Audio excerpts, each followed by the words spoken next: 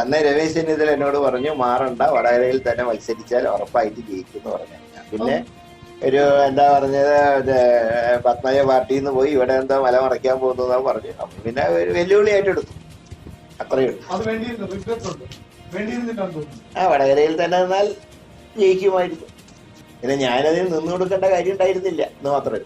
അപ്പൊ നമ്മള് കുരുതി കൊടുത്തു എന്ന് പറയുമ്പോ അതിനെന്തിനും നിന്നു കൊടുക്കാൻ പോകേണ്ട കാര്യം ഉണ്ടായിരുന്നില്ല. നമസ്കാരം. ഞാൻ അതിന് നിന്നു കൊടുക്കാൻ പാടില്ലായിരുന്നു. കോൺഗ്രസിന്റെ സമുന്നത നേതാവായ രമേശ് ചെന്നിത്തല എന്നോട് പറഞ്ഞതാണ് വടകരയിൽ നിന്നും മാറി തൃശ്ശൂരിലേക്ക് മത്സരിക്കേണ്ടതില്ല, വടകരയിൽ നിന്ന് മത്സരിച്ചാൽ ജയിക്കാനാകും, തൃശ്ശൂരിലേക്ക് മാറുന്നത് ആത്മഹത്യാപരമാണ് എന്ന് രമേശ് ചെന്നിത്തല എന്നെ ഉപദേശിച്ചിട്ടും ഞാൻ ആ വാക്കുകൾ ചെവിക്കൊണ്ടില്ല.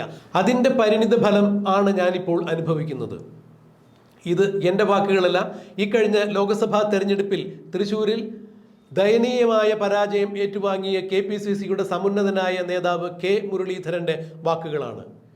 കേരളം ആരാധനയോടുകൂടി ആദരവോടുകൂടി ലീഡർ എന്ന് വിളിച്ചിരുന്ന കേരളത്തിൻ്റെ മുൻ മുഖ്യമന്ത്രി മൺമറഞ്ഞ K കരുണാകരൻ്റെ മകൻ K മുരളീധരനാണ് സ്വന്തം തട്ടകമായ തൃശ്ശൂരിൽ ഇത്രത്തോളം ദയനീയമായ ഒരു തോൽവി ഉണ്ടായത്. BJP സ്ഥാനാർത്ഥിയായ സുരേഷ് ഗോപി 75,000 വോട്ടിന്റെ ഭൂരിപക്ഷത്തിനാണ് തൃശ്ശൂരിൽ നിന്നും ലോക്സഭയിലേക്ക് തെരഞ്ഞെടുക്കപ്പെട്ടത്. സുരേഷ് ഗോപിക്ക് തൊട്ടുപുറകിൽ എത്തിയത് CPIയിലെ മുൻ കൃഷിമന്ത്രി കൂടിയായിരുന്ന സുനിൽകുമാറാണ്.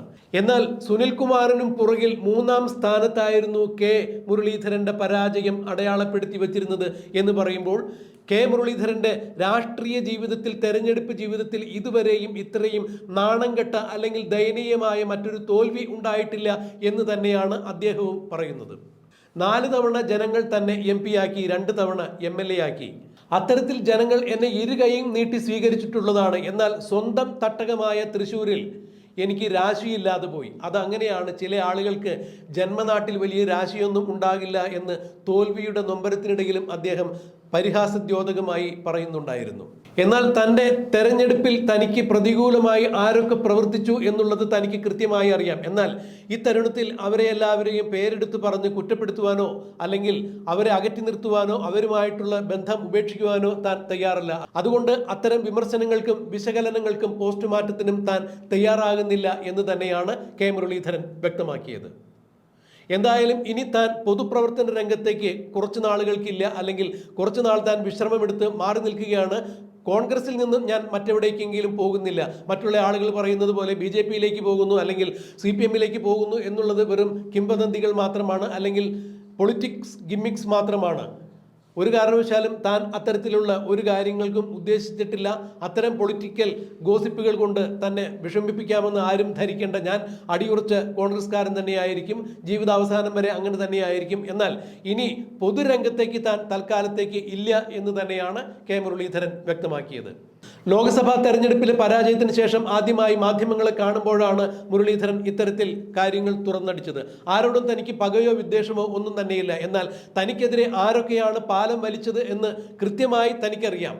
കോൺഗ്രസ് പാർട്ടിയുടെ കൃത്യമായ കോർഡിനേഷൻ തൻ്റെ മണ്ഡലത്തിൽ ഉണ്ടായിരുന്നില്ല എന്നുള്ളതും താൻ അധികൃതരെ, വേണ്ടപ്പെട്ട ആളുകളെ അറിയിച്ചിരുന്നതാണ്. അതിന് ഏത് തരത്തിലുള്ള നടപടികളാണ് പിന്നീട് അവരുടെ ഭാഗത്തു നിന്നും ഉണ്ടായത് എന്നെനിക്കറിയില്ല. പക്ഷേ ഇവിടെ ഒരു കാര്യം വ്യക്തമാണ്, ഞാൻ തോറ്റതിന് പിന്നിൽ അഥവാ തന്നെ തോൽപ്പിച്ചതിന് പിന്നിൽ ആരൊക്കെയാണ് എന്നുള്ളത് തനിക്ക് കൃത്യമായി അറിയാം എന്ന് തന്നെയാണ് മുരളീധരൻ വ്യക്തമാക്കിയത്. പക്ഷേ അപ്പോഴും മുരളീധരൻ മറ്റൊരു കാര്യം കൂടി പറയുന്നുണ്ടായിരുന്നു. എന്നും ഒരു മതന്യൂനപക്ഷത്തെ പ്രീണിപ്പിച്ച് കൂടെ നിർത്തുവാൻ വേണ്ടി മുരളീധരൻ എപ്പോഴും ഒരുക്കമായിരുന്നു, അല്ലെങ്കിൽ കൂടുതൽ താല്പര്യം കാണിച്ചിട്ടുണ്ടായിരുന്നു. അതുതന്നെ മാധ്യമപ്രവർത്തകരെ കണ്ടപ്പോൾ ഇപ്പോഴും മുരളീധരൻ ആവർത്തിച്ചു. മുസ്ലിം ലീഗിൻ്റെ സമുന്നതരായ നേതാക്കളെല്ലാവരും എനിക്ക് വേണ്ടി അത്യധ്വാനം ചെയ്തു. അതുകൊണ്ട് തന്നെ മുസ്ലിം ലീഗിൻ്റെ അല്ലെങ്കിൽ മുസ്ലിം സമുദായത്തിന് മേൽക്കൈയുള്ള ഗുരുവായൂർ മണ്ഡലത്തിൽ എനിക്ക് തന്നെയായിരുന്നു വോട്ടിന് മുൻതൂക്കം എന്നുകൂടി മുരളീധരൻ എടുത്തു പറഞ്ഞു. ഒരു പ്രത്യേക മതവിഭാഗത്തെ സുഖിപ്പിച്ചു നിർത്തുവാനും ഇനി തനിക്ക് മേലിൽ ഏതെങ്കിലും തരത്തിൽ രാഷ്ട്രീയത്തിലേക്ക് ഒരു തിരിച്ചുവരവുണ്ടാവുകയാണെങ്കിൽ അവരുടെ ഒരു പിന്തുണ ഉറപ്പുവരുത്തുന്ന തരത്തിൽ തന്നെയായിരുന്നു മുരളീധരൻ മാധ്യമപ്രവർത്തകരെ കണ്ടപ്പോൾ സംസാരിച്ചത്. മുരളീധരൻ മാധ്യമപ്രവർത്തകരെ കണ്ടപ്പോൾ സംസാരിച്ചതിന്റെ പ്രസക്ത ഭാഗങ്ങൾ നമുക്കൊന്ന് കേൾക്കാം. താങ്കളുടെ പ്രശ്നം കൊണ്ടല്ല ഈ മത്സരത്തിൽ പരാജയപ്പെടുന്നത്. വ്യക്തിപരമായി എനിക്ക് അതിലൊരു പങ്ക്, ഞാൻ ചെയ്യേണ്ട കാര്യങ്ങൾ ചെയ്യും. അപ്പൊ സ്വാഭാവികമായിട്ട് സംഘടനയിൽ പ്രശ്നങ്ങൾ ഉണ്ടായിട്ടുണ്ടാവില്ലേ? അല്ലെങ്കിൽ താങ്കളെ പോലെ ഒരാൾ വരുന്നു, അതിന്റെ പ്രൗഡ്ഫുള്ളർ എന്ന നിലയ്ക്ക് വരുന്നു, ഒരുപാട് ആളുകൾ വരുന്നു, പല ആളുകളും വിട്ടുനിന്ന പല ആളുകളും താങ്കൾക്ക് വേണ്ടി പ്രചാരണ രംഗത്ത് ഉണ്ടാകും. പക്ഷെ എന്നിട്ടും വിജയിക്കാൻ കഴിയാത്തതുണ്ടെങ്കിൽ തൃശ്ശൂരിലെ കോൺഗ്രസിന്റെ ജില്ലാ നേതൃത്വത്തിൽ പങ്കുണ്ടാവില്ലേ? അതെ, എന്തിനാ ജില്ലാ നേതൃത്വത്തിന് മാത്രം പറയേണ്ട കാര്യമില്ലല്ലോ. സംഘടനാ സംവിധാനം കേരളത്തിൽ മൊത്തത്തിൽ കുറെ പ്രയാസത്തിലാണ്. അത് മാറ്റിയെടുക്കണമെന്നേ ഞാൻ പറയുന്നു. അതല്ല അത് കാരണം തോറ്റു എന്നൊക്കെ പറഞ്ഞാൽ അത് ശരിയായിട്ടുള്ള കാര്യമല്ല. ഒരു പ്രയാസം എനിക്കുള്ള മറ്റൊന്നുമല്ല. ഇവിടെ LDF ജയിച്ചിരുന്നെങ്കിൽ എനിക്ക് ദുഃഖം ഉണ്ടാവില്ല. നേമത്ത് കഷ്ടപ്പെട്ടിട്ടാണ് BJPയുടെ അക്കൗണ്ട് കൂട്ടിച്ചത്. ആ സ്ഥാനത്ത് ഇവിടെ ഞാൻ മത്സരിച്ചിട്ട് പോലും അക്കൗണ്ട് തുറന്നു എന്നുള്ള ഒരു പ്രയാസം എനിക്ക്.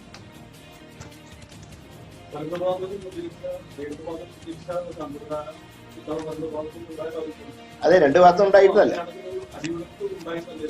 അടിയൊഴുക്കുണ്ടല്ലോ. അല്ലെങ്കിൽ ഇങ്ങനെ BJP ഒട്ടും പ്രതീക്ഷയില്ലാതെ സ്ഥാനാർത്ഥി പോലും മര്യാദയ്ക്ക് വർക്ക് ചെയ്യാത്തൊരു സ്ഥലത്ത് എങ്ങനെ 75,000 വോട്ട് ജയിച്ചു?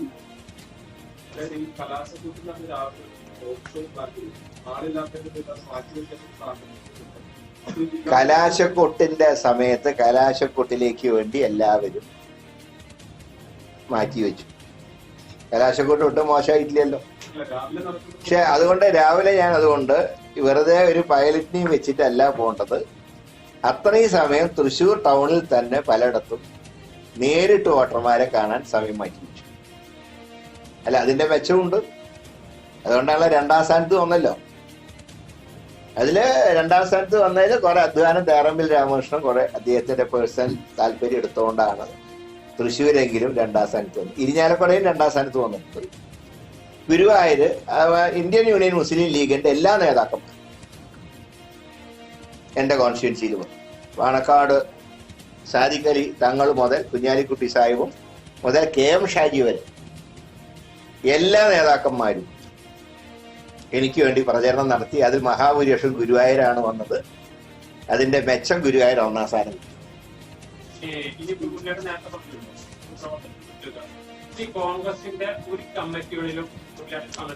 ഇനി ഞാൻ പോകുന്നില്ല. ഞാൻ ആരെയും കുറ്റം പറയാൻ ഞാനില്ല. എന്തിനാ വെറുതെ നമ്മൾ ഇലക്ഷനിൽ തോറ്റു എന്ന് വിചാരിച്ചിട്ട് എല്ലാ നേതാക്കന്മാരും ഇത്രയും കാലം പാർട്ടിയിൽ നിന്നാൽ എത്ര ആനുകൂല്യം കിട്ടി? 4 തവണ ജനങ്ങൾ തെരഞ്ഞെടുത്ത MP ആയിട്ട് 2 തവണ MLA ആയിട്ട് ജനങ്ങൾ തെരഞ്ഞെടുത്തു.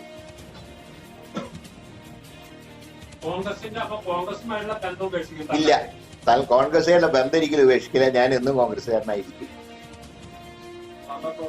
സാധാ പ്രവർത്തനായിരിക്കും.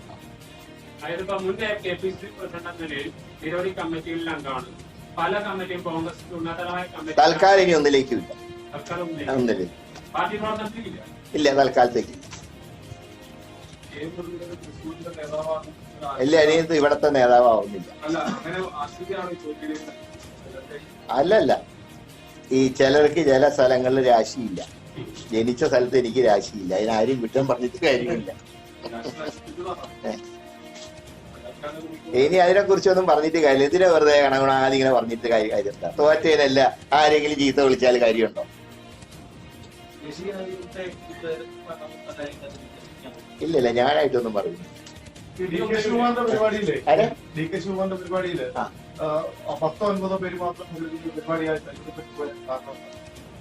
ഒന്നാം നല്ല വെയിലത്താണ് പരിപാടി. ഞങ്ങൾ പറയുന്ന പോലെ അത്ര മോശമൊന്നും ആയിരുന്നില്ല.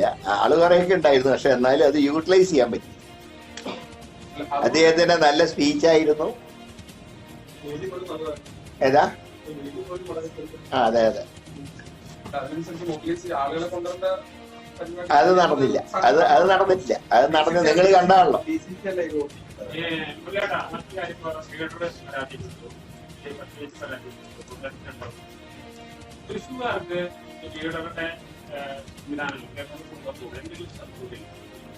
അങ്ങനെയൊന്നും പറഞ്ഞിട്ട് കാര്യമില്ല. അതൊന്നും ഓരോ സാഹചര്യങ്ങൾ അങ്ങനെ ഉണ്ടായി. അതേപോലെ രാശി ശരിയല്ലാത്തോണ്ട് വേറെ എല്ലാരും പ്രവർത്തിച്ചു. അതെ അതെ അതെ. അല്ല, അങ്ങനെ പറയേണ്ട കാര്യമില്ലല്ലോ. വെറുതെ എന്തിനാ എല്ലാവരും കുറ്റം പറഞ്ഞിട്ട് എന്താ കാര്യം? ഒരു ഇലക്ഷന് തോറ്റു എന്ന് വിചാരിച്ചിട്ട് സ്വാഭാവികം റിസൾട്ട് വരുമ്പോഴായിരിക്കില്ല കേന്ദ്രം ഇത്തരം കാര്യങ്ങളൊക്കെ അറിയുകയും തിരിയുകയും ചെയ്യുക. പാർട്ടി കമ്മിറ്റികളിൽ മുന്നറിയിപ്പുകൾ നൽകിയിട്ടുണ്ടായിരുന്നു. അല്ല, അത് സംസ്ഥാന നേതൃത്വത്തിനോട് കാര്യങ്ങളൊക്കെ സൂചിപ്പിച്ചിരുന്നു. അങ്ങനെ ഒരു കോർഡിനേഷൻ ഇല്ല എന്നുള്ള കാര്യമൊക്കെ സൂചിപ്പിച്ചു. തൃശ്ശൂരിൽ കോർഡിനേഷൻ ഇല്ല. അതെ. ആരാണ് ഇതിന്റെ ഉത്തരവാദി എന്നാ പറയുന്നത്? ആരും കുറ്റമൊന്നും പറഞ്ഞിട്ടില്ല. സംസ്ഥാന നേതൃത്വം പിന്നെ ഫോണിൽ വിളിച്ച് പറഞ്ഞ കാര്യങ്ങൾ നോക്കാനല്ലേ പറ്റൂ. മുരളിയേട്ടനെ പോലെ ഒരാളെ, അതായത് ഈ കോൺഗ്രസിന്റെ ഏറ്റവും ഏറ്റവും ഏത് ഫൈറ്റിൽ ഒരാളെ താൽക്കാലികമായിട്ട് കോൺഗ്രസ് നടക്കും. അതിനിപ്പോ എല്ലാ ഫൈറ്റും കയറി മുമ്പിൽ കയറി നിൽക്കേണ്ട കാര്യമില്ലല്ലോ. വെറുതെ ശത്രുത വിളിച്ച് വാങ്ങിച്ചിട്ട് കാര്യമില്ലല്ലോ. ഈ സംസ്ഥാനത്തെ അറിയിച്ചിട്ട് പക്ഷെ അവർ വേണ്ടത്ര പരിഗണന നടത്തിയില്ല അല്ലെ? അവര് വന്നു, വിളിച്ചൊക്കെ പറഞ്ഞു, പക്ഷെ എന്നാലും ഉദ്ദേശിച്ച രീതിയിൽ നടന്നില്ല.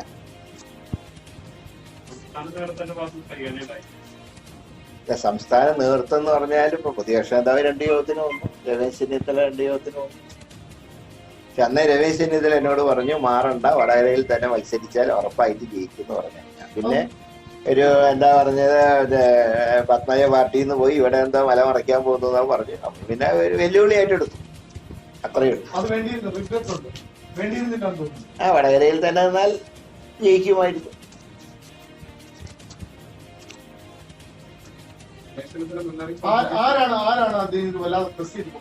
അതിനെ കുറിച്ചൊക്കെ എന്തിനാ വെറുതെ പറഞ്ഞിട്ട് എന്താണ്? ആരുമായിട്ടുള്ള ബന്ധങ്ങൾ അവസാനിപ്പിക്കുകയല്ലോ.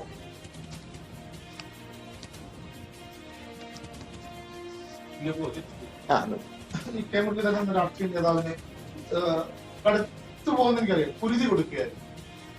അതൊക്കെ ജനം ഭാവിയിൽ തീരുമാനിക്കാം. പിന്നെ ഞാനതിന് നിന്നു കൊടുക്കേണ്ട കാര്യം ഉണ്ടായിരുന്നില്ല എന്ന് മാത്രമേ. അപ്പൊ നമ്മള് കുരുതി കൊടുത്തു എന്ന് പറയുമ്പോ അതിനെന്തിനാ നിന്നു കൊടുക്കാൻ പോകേണ്ട കാര്യം ഉണ്ടായിരുന്നില്ല. ശരി, ഓക്കെ.